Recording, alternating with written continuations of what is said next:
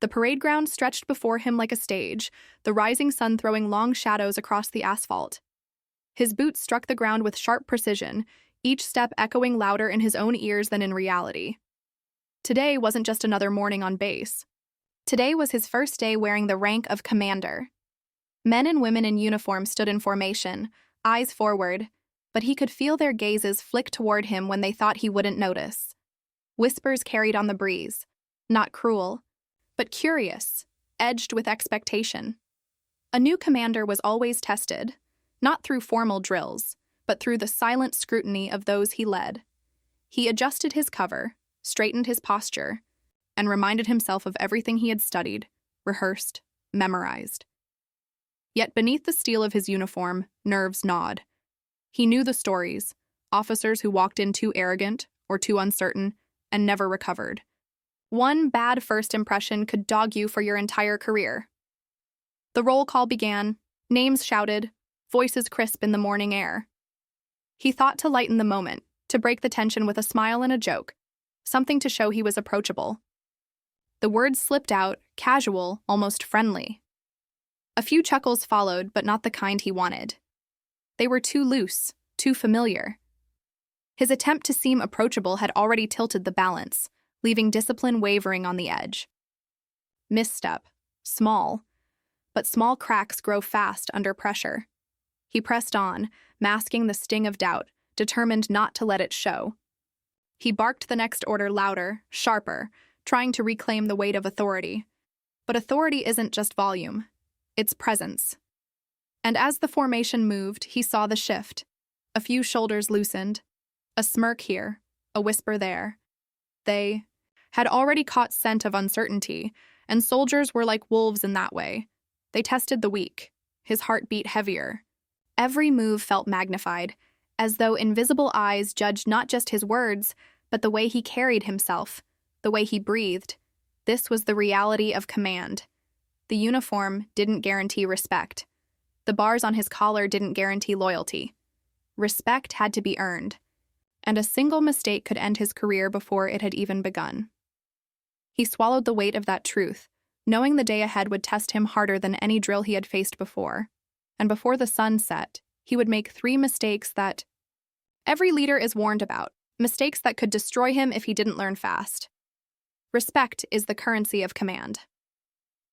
On that first morning, the commander learned how quickly it can slip through your fingers.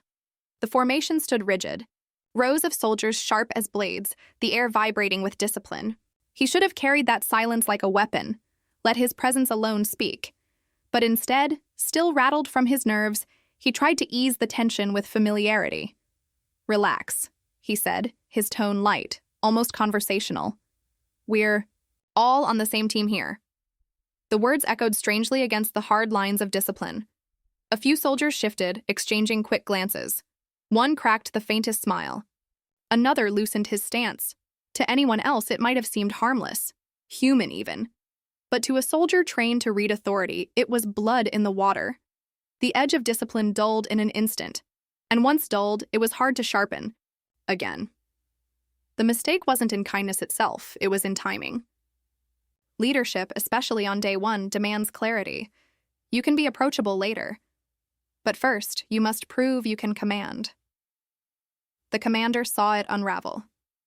During the next order, one recruit hesitated a beat too long. Another muttered under his breath. It wasn't open defiance, it was testing, subtle, dangerous. They wanted to know where the line was. And because he had blurred it, the line was no longer clear.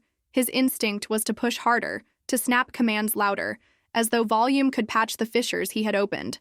But volume without presence is hollow.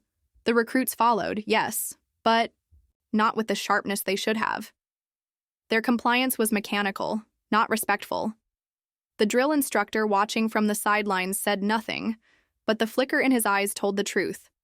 The new commander had stumbled, and the troops had seen it. Respect once lost is never fully regained. The commander didn't lose it entirely that morning, but the foundation cracked. A single wrong word had shifted the balance, and from that moment forward, everything he did would be measured against that slip. Mistake 1 had been made, and the day had only just begun. By midday, the commander faced his second trial, and operations. Briefing had been scheduled, a chance for him to sit with senior officers and observe how the unit flowed. It should have been simple: listen, learn, and absorb. But eager to prove initiative, he overstepped.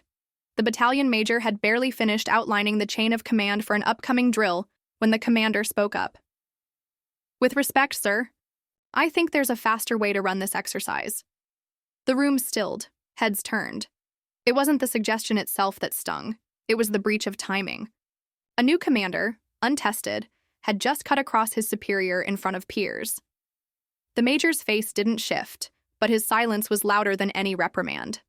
The briefing dragged on, and when it ended, the commander felt the weight of the glances. That followed him out. Later in the mess, he overheard two lieutenants whispering. "Day 1 and he's already rewriting the playbook?" One scoffed. "Doesn't even know how this unit breathes yet." The sting was sharp, but the truth sharper. His eagerness had painted him reckless. In his attempt to show leadership, he had signaled arrogance. Soldiers respect confidence, but they despise the kind that tramples protocol. The drill instructor, the same one who had watched his first stumble in the morning, approached him later with a quiet warning. "Chain of command isn't a suggestion. Sir, break it too often and you won't have a unit, you'll have chaos. Even the best ideas die when delivered at the wrong time." The words struck deep. He hadn't meant to insult, hadn't meant to undermine. But intention didn't matter. In the military, perception was reality, and reality had just painted him as a man who thought he knew better before earning the right to speak. Mistake 2 wasn't loud, it wasn't dramatic, but in its quietness, it cut deeper. His credibility had taken another hit, this one harder to patch. He walked away from the drill hall that afternoon with the realization pressing hard against his chest. Respect wasn't slipping anymore. It was crumbling, and the day was far from over. The afternoon sun turned the training field into an oven, heat waves rippling off the asphalt. Sweat darkened collars, helmets felt like lead, and tempers frayed with every passing second. It was the perfect moment for the drill instructors to announce a surprise, a rapid response field drill. The recruits sprang into motion, scrambling for gear, forming squads, voices sharp with urgency. The commander's job was simple: observe, direct, and steady the chaos into order. But nerves, already frayed from the morning's missteps, gnawed at him. He needed this moment to prove himself, to erase the cracks already showing in his authority. He barked orders, sharper than before, voice cracking across the field. "Move faster, pick it up. This isn't a Sunday stroll." The troops obeyed, but not smoothly. Packs fumbled, weapons tangled in straps. A squad tripped over itself trying to pivot into formation. Dust kicked high as bodies collided. The commander's jaw clenched. "Pathetic," he roared. "You call this discipline? Reset the line." The recruits hustled, but his anger carried sharper than his authority. The harder he shouted, the more mistakes bloomed. One soldier dropped his canteen, another stumbled, nearly toppling two more. Instead of order, the field dissolved into strained chaos. The commander felt the eyes of senior NCOs on him, watching, measuring. Panic spiked. He barked louder, pacing like a caged animal, voice rising with each slip in formation. "You think the enemy will wait while you trip over yourselves? Get it together or get out of my sight." His face flushed, sweat dripping into his collar. His voice, once firm, now shook with frustration. And the recruits saw it. They heard the crack, the loss of control. Obedience still came, but it was mechanical, soulless. They weren't following him. They were enduring him. One soldier dared a whisper under his breath. The commander's head snapped, eyes narrowing. "What did you say?" he barked. The recruit froze, eyes wide, but the damage was done. The field had gone silent, not with discipline, but with unease. The drill instructor finally stepped in, his voice cutting like a blade through the suffocating tension. "Enough!" The single word carried more weight than all the commanders' shouting. The troops snapped back into form instantly, relief flickering in their eyes. The instructor turned to him, Expression unreadable, but the meaning clear. Control had been lost. The commander stood there, chest heaving, the realization sinking like lead into his stomach. His third mistake had been the deadliest yet. Not arrogance, not overfamiliarity, but the one sin no leader could afford. He had lost composure. In the military, leaders could be hard, they could be demanding, even feared. But once they lost control of themselves, they lost the ability to command others. Soldiers needed steadiness under fire. If the officer cracked under pressure in training, how could they trust him when bullets were real? The drill wrapped up, in silence.